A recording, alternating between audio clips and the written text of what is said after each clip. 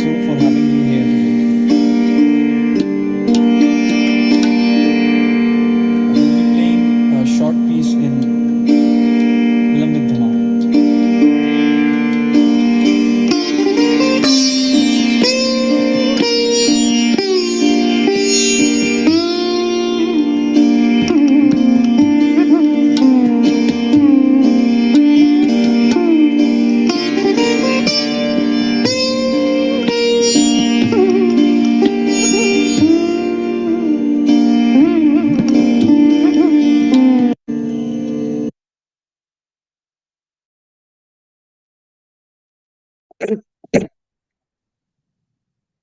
So, welcome everyone to this session of Sahaj Yoga meditation.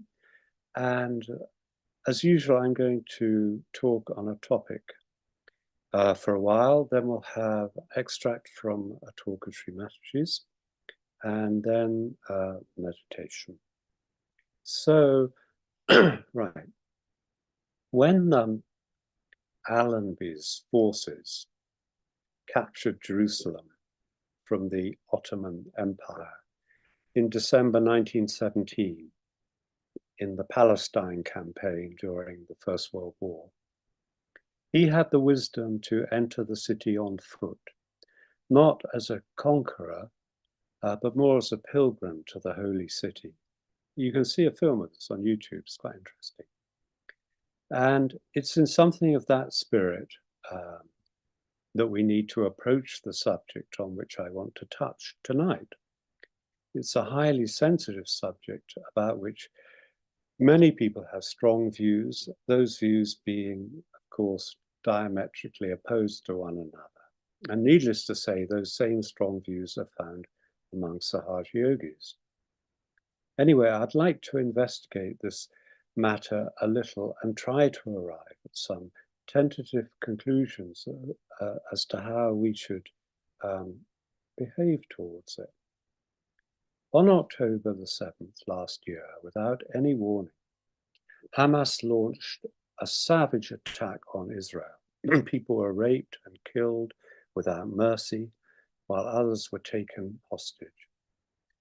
The rules of law, such as they are encoded in the Geneva Convention, were completely flouted, and the sheer, unspeakable horrendousness of the incident would have been unbelievable, I think, had there not been so many witnesses and filmed evidence of what happened.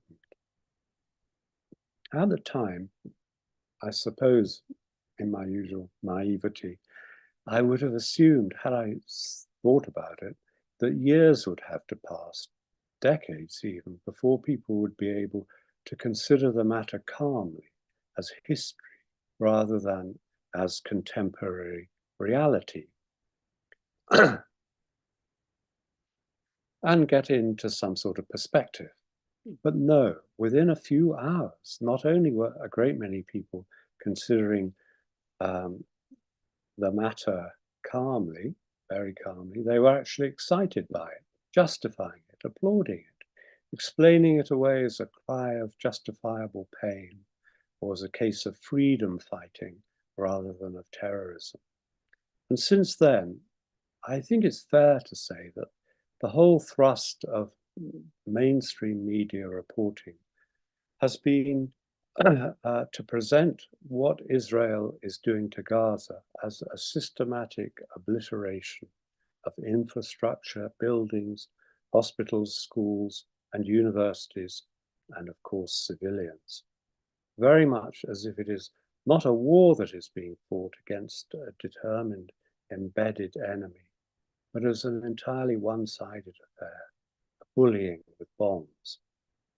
And as we know, most of the demonstrations in London and all the student protests, both here and in America, have been against what Israelis have been doing to Palestinians, rather than the other way around. It's not that I want to start an argument about this. My desire tonight is to try to create a meditative atmosphere, not an anti-meditative one. But I do have a question, and it is this. Why have so many people, especially young Western people, yogis among them, taken the side of Hamas rather than to have a kind of even-handed approach, or even to say that Israel is completely justified in defending itself? I think it's an interesting question, an important question, because it can shed light on wider issues about the cultural context in which we're trying to establish Sahaj Yoga in ourselves and in the world. It tells us quite a lot about the way young people think and feel today, or at least the more vociferous ones. Another reason why this is an important question is because we're speaking here of the land of Jesus, the peace bringer, the embodiment of innocence, of forgiveness, the Lord of the Agya Chakra. And yet it is in precisely this land that we have what has been called the world's most intractable geopolitical problem.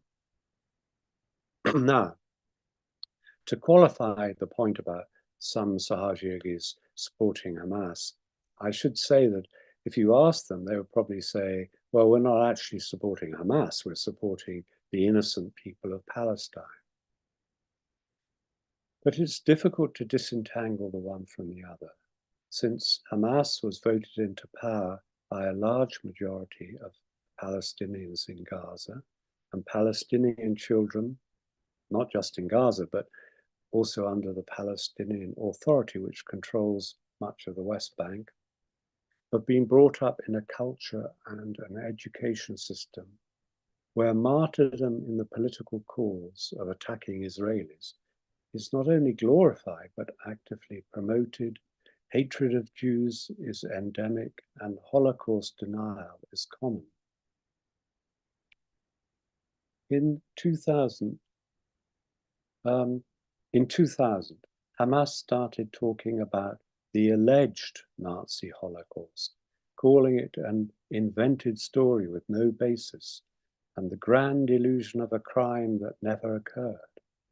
While only last year, Mahmoud Abbas, the decrepit president of the Palestinian Authority, was arguing that Hitler wasn't against the Jews because of their religion, because they were Jews, but merely because of their social role as moneylenders and so forth. Meanwhile, at least 31 Palestinian schools are named after terrorists, with, here I'm quoting from a discussion in the UK Parliament in 2020, with 5 of those schools being named after Dalal Mughrabi, the perpetrator of one of the worst terror attacks in Israel's history, the 1978 Coastal Road massacre. Mughrabi led the hijacking of a bus and the murder of 38 civilians, including 13 children. She's portrayed as a central female role model for Palestinian girls. In the Arabic language textbook for 10-year-olds, there's a large image of Mughrabi with the accompanying text. Dalal Mughrabi, our Palestinian history is brimming with names of martyrs who have given their lives to their homeland, including the martyr Dalal Mughrabi. Her struggle portrays challenge and heroism, making her memory immortal in our hearts and minds. And as you probably know, terrorism is rewarded by the Palestinian Authority with monthly salaries paid to terrorists and their families to the tune of £260 million in 2018, or 7% of their entire budget, which is a larger percentage than we in the UK spend on defence. For many, I know the Nakba justifies everything. That is the forced eviction of hundreds of thousands of Palestinians from the new state of Israel in 1948, when the British mandate ended and the UN plan for the partition of the area into Palestinian Arab and Jewish areas was to be put into place. But the Nakba, terrible as it was, came about through a combination of circumstances, including the invasion of numerous Arab countries into Jewish territory, or what was becoming Jewish territory under the UN project, while at the same time as many or more Jews were being pushed out of Arab lands. And then just a little before this, during World War II, there was the Palestinian collaboration with the Nazis under Hajj Amin al-Husseini, who met Hitler and Himmler and approved of what they were doing to the Jews.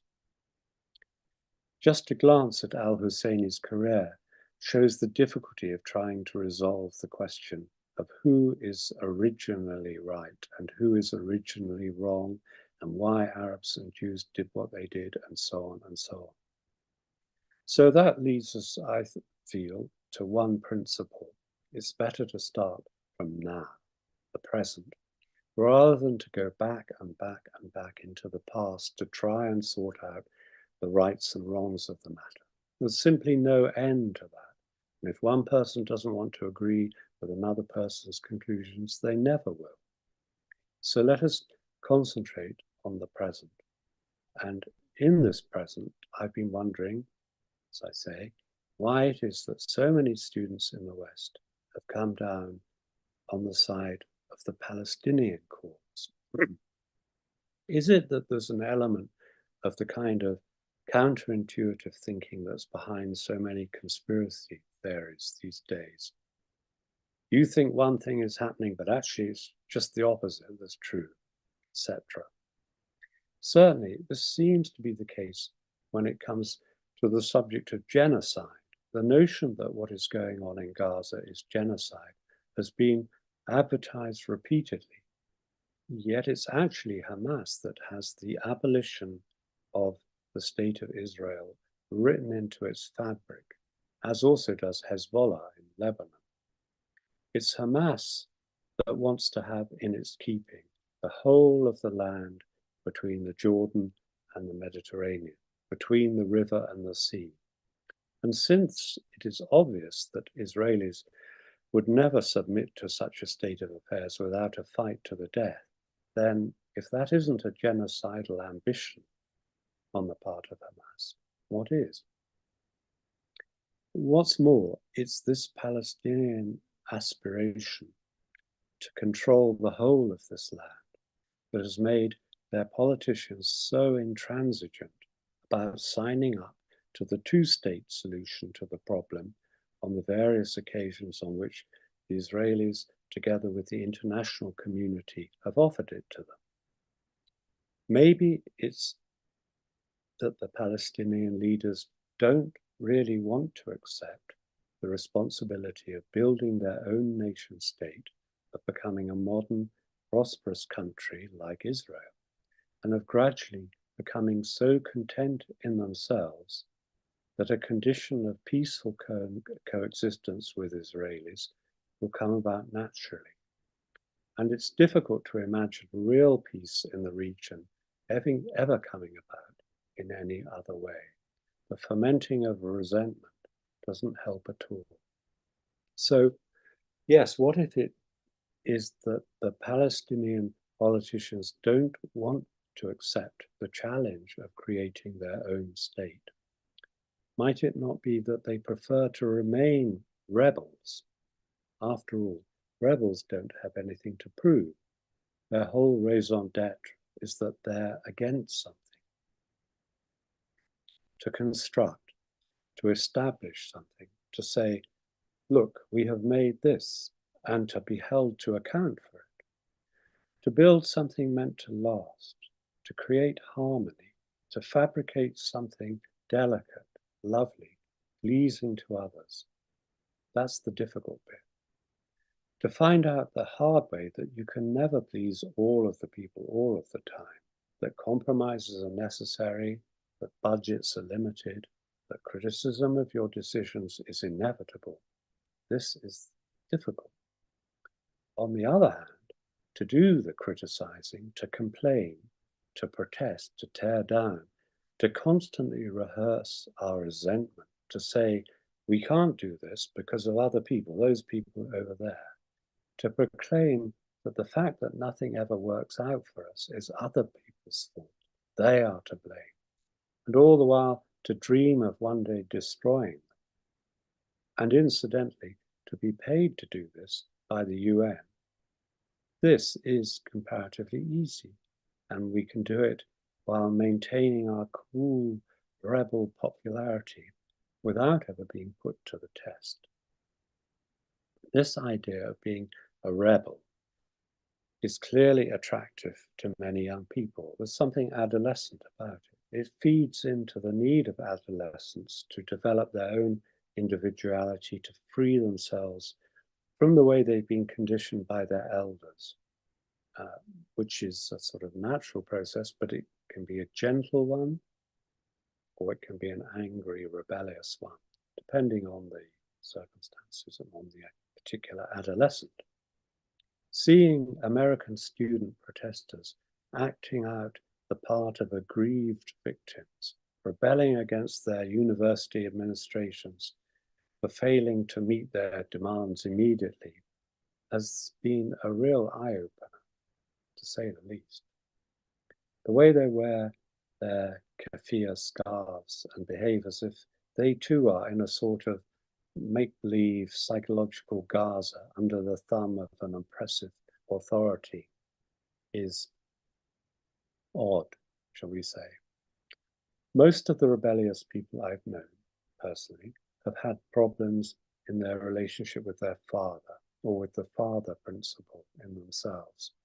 And I feel this is one of the two main aspects of the issue here, the question with which I started.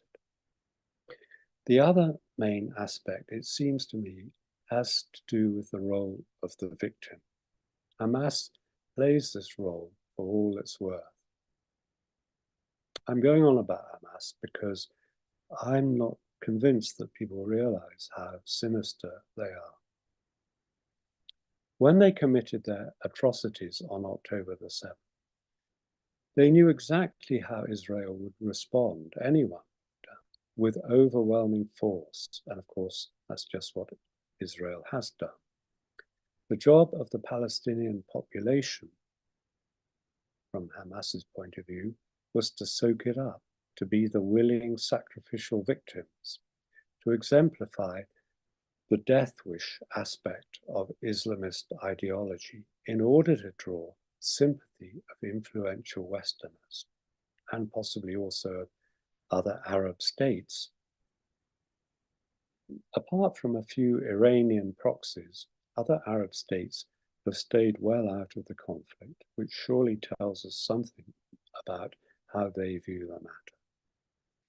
But many Westerners have indeed been sympathetic towards the poor Palestinians.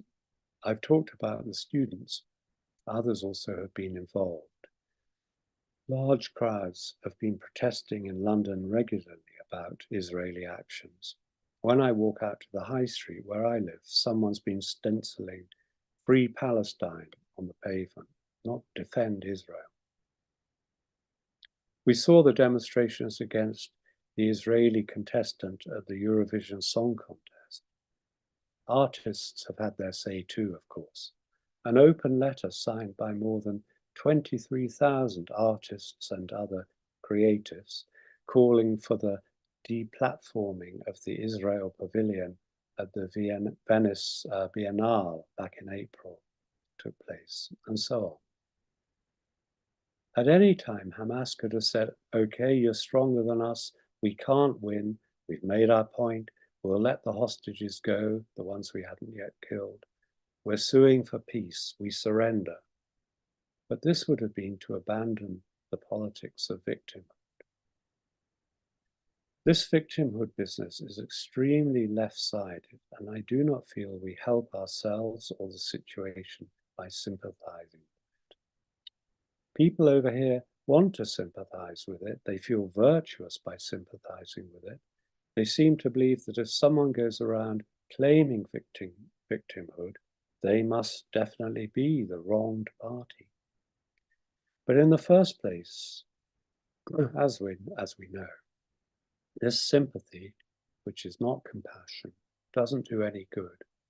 In the second place, it actually perpetuates the problem.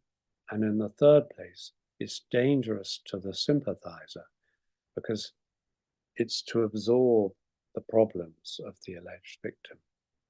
So from a Sahaj perspective, to kind of wrap it up, I suggest that the problem looks like this. The Israelis are on the right side of the matter. I mean, the Pingala Nadi side of the matter, the ego side of it. Sri Mataji spoke of the bad way they treated the Palestinians, and there's certainly a sense of superiority there, fueled by being a successful nation next to an unsuccessful one. But I don't feel there's much point in studying the scriptures and saying that Mother expressed this view 30 or 40 years ago, therefore it's the same for all time. Surely she wanted us to develop our own discrimination. And in this Palestine case, at least the ego is more maneuverable than the superego. I mean, that's true in every case. The ego can suddenly deflate. Ego-oriented people can at least be rational. I mean, rationality is the sort of right-sided skill. They can sometimes accept self-criticism, concede points, become generous. But the difficulty with left-sided conditioning that cannot and will not let go of the past is that it's so inflexible. It clings to its grievances. Resentment is a bottomless well. There's no end to the black water of anger that can be dredged up from it.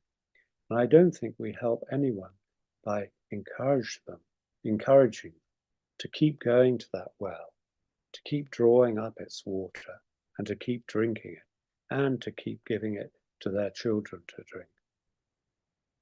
So what can we do? Of course, we can try to be peaceful within ourselves and not to lose that peaceful witnessing perspective, even when considering something like this present conflict, even when we may have very different views about it.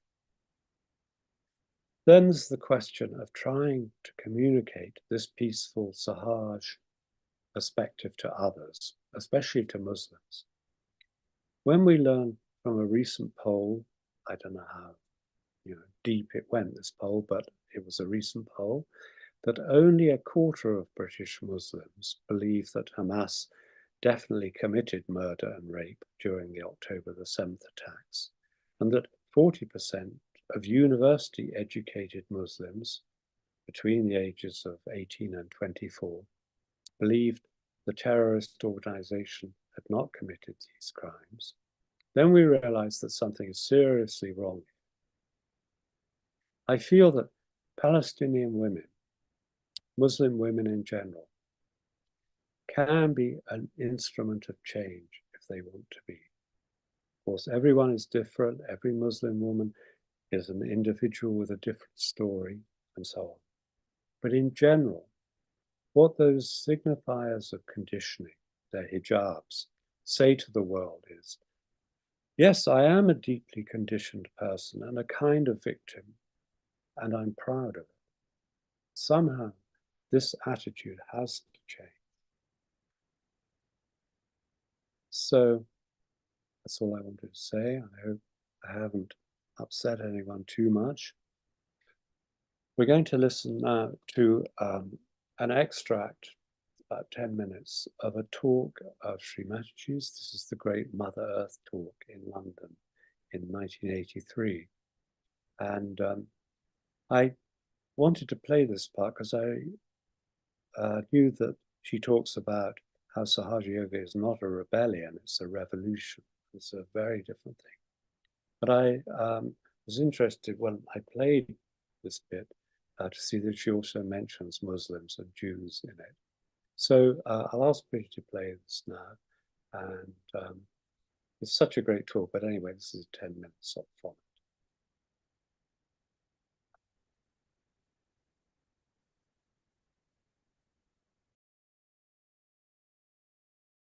Mix it up. It's a very funny thing, isn't it? So a woman must try to be a woman and man must try to be a man. Now see what is the situation. of a man as a masculine effect on the development of consciousness. So, as a manliness was expressed, we have developed Sahaj. We have developed all this knowledge, all these things which are outside. Now everything is ready. Now the woman has to come up. I mean, I'm just saying in a very abstract way. Don't think of the women, but you can say the feminine nature has to rise up. Now everything is ready. It has to just spark. All the chakras are ready. Now awaken the Kundalini. Kundalini is as important as the other chakras are. So now awaken the Kundalini. Now Kundalini's behavior and mode of action is very different from the mode of action of the chakras.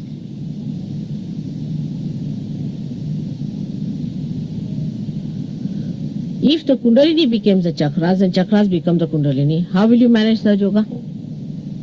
But we must assume our own nature in all dignity and in all pride, not to feel any way low down.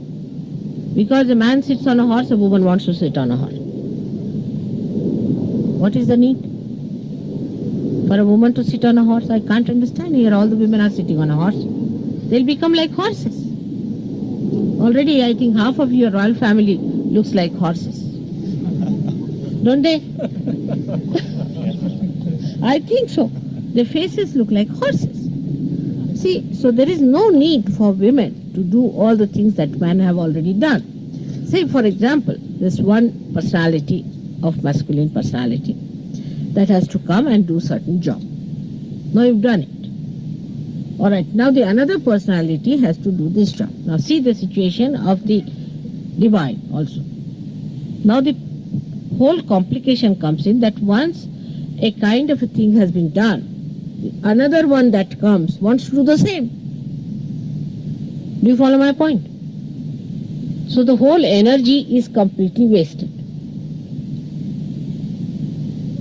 The whole preparation has been made for this Aquarius age to come in, to bring in the Kundalini upward and to make the whole thing work out in such a way that the left and right meet and you all become ignited, enlightened.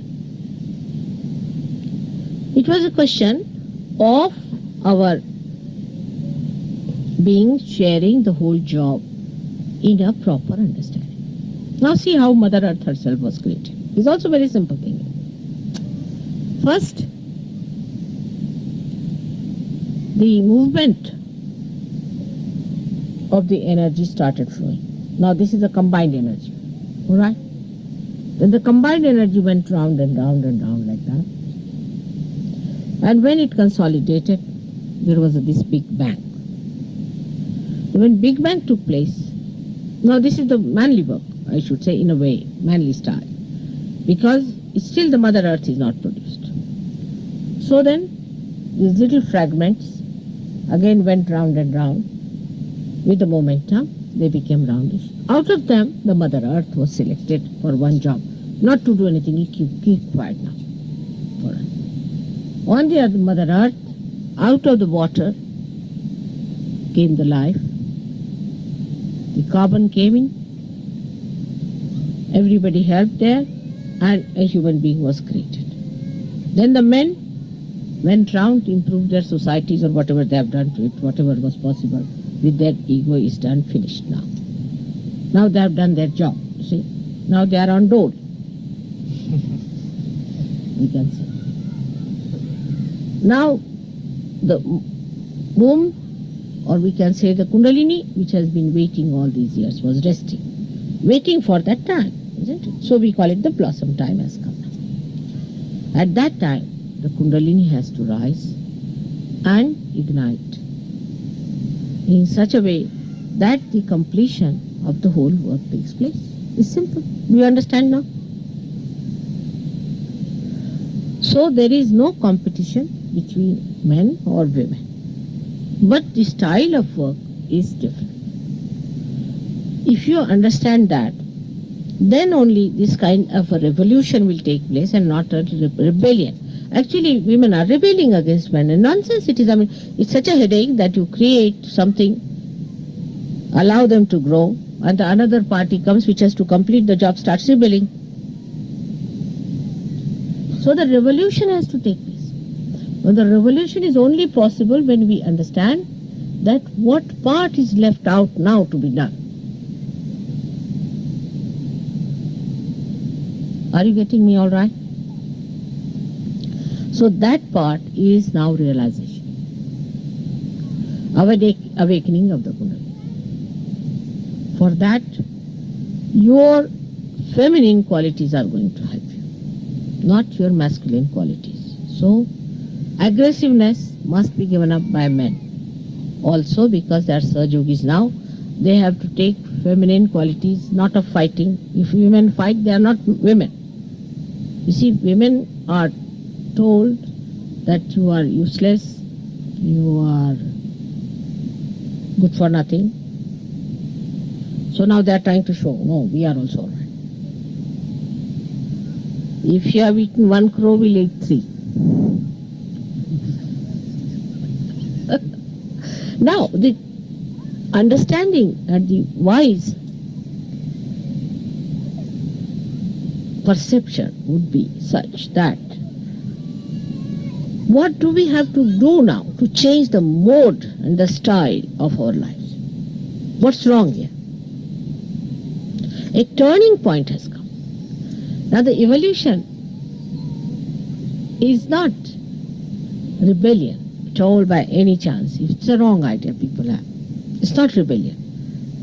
That you hit me and I hit you. Go on hitting each other like a pendulum you move. You see the movement of a pendulum. It's not like a this thing. That today you are born as a Muslim, tomorrow you are born as a Jew. Then you are born as a Jew, then you are born as a Hindu. Then you are born as...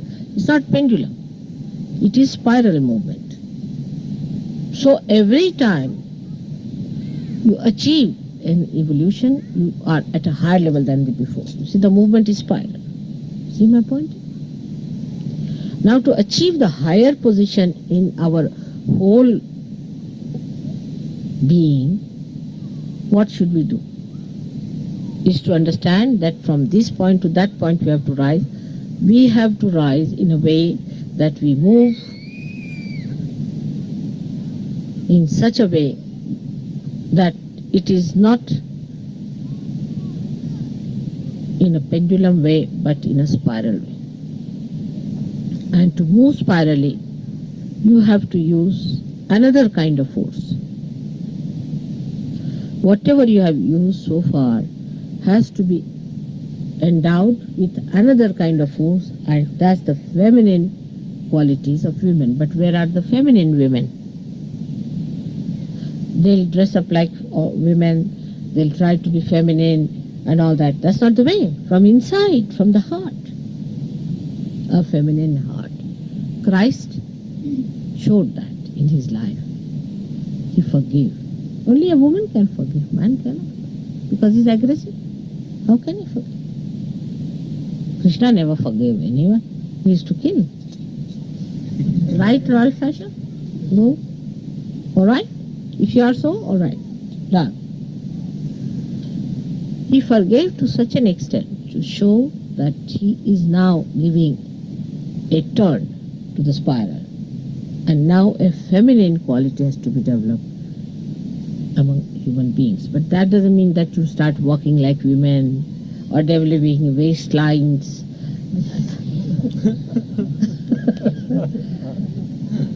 Because that's another stupidity. See? But to be motherly. Not to be fatherly, but to be motherly. That kindness, that gentleness should be in your behavior towards each other. Of course, this force also corrects. Sometimes also gets angry also. Mother also has to get angry sometimes. Especially with people who never get all right with their behavior. She has to be shouting, punishing, and sometimes she also destroys. It's all right. But that is sometimes, not all the time. So just now one has to accept that to be like the Mother Earth, we have to be forbearing. Dhara. Dhara iti sadara. She is the sustenance of everything. She takes everything, the vibrations are sucked in. See, talk about it. And now for the first time after realization, you can give her back what you have got.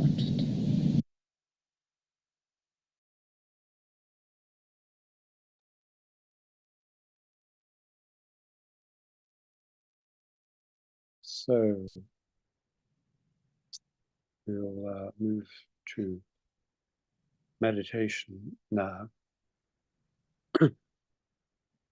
When I woke up this morning, I thought I would begin that talk with that image of General Allenby walking into Jerusalem in 1917.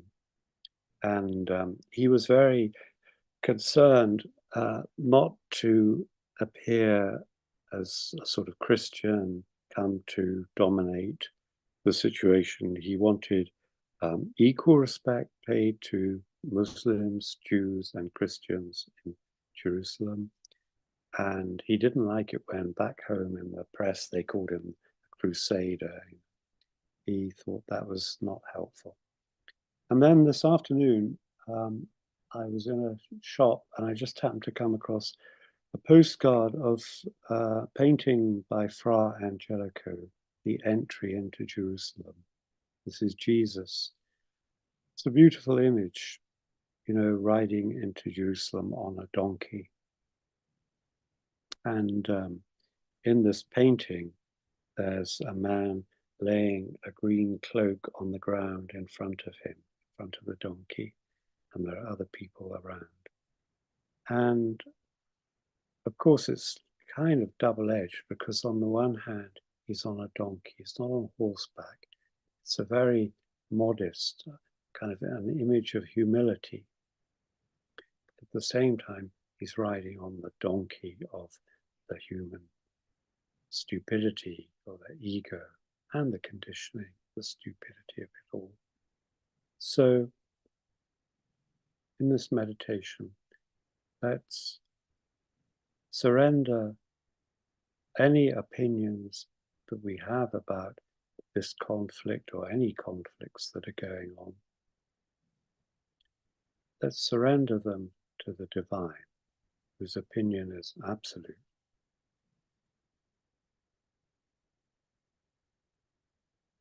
Lord Jesus, you are the peacemaker.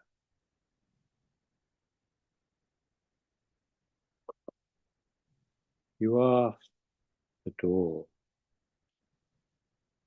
You are the Lamb of God.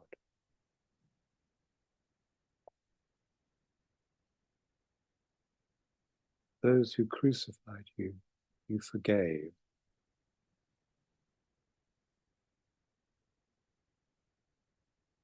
You are the reality of the Spirit. You are love.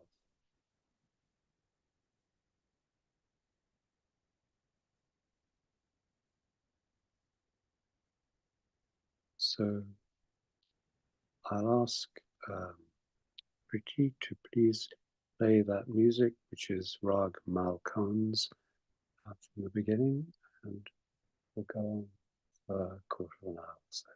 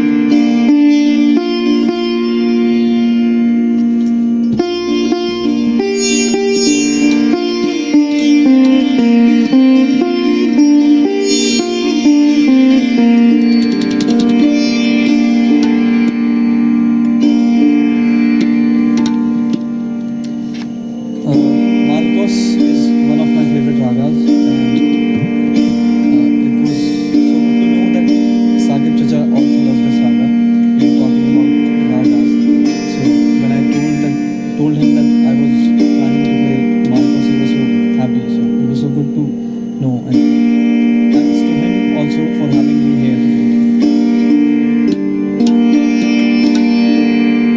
I will be playing a short piece in Vilambil Dhamal.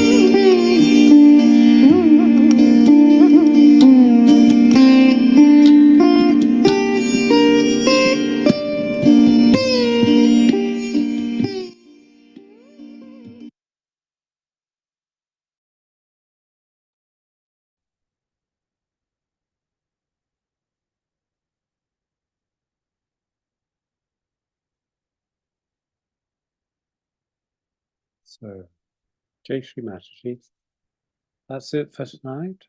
I hope you enjoyed that. And we'll meet again in about a month's time in the middle of June. So, good night. God bless.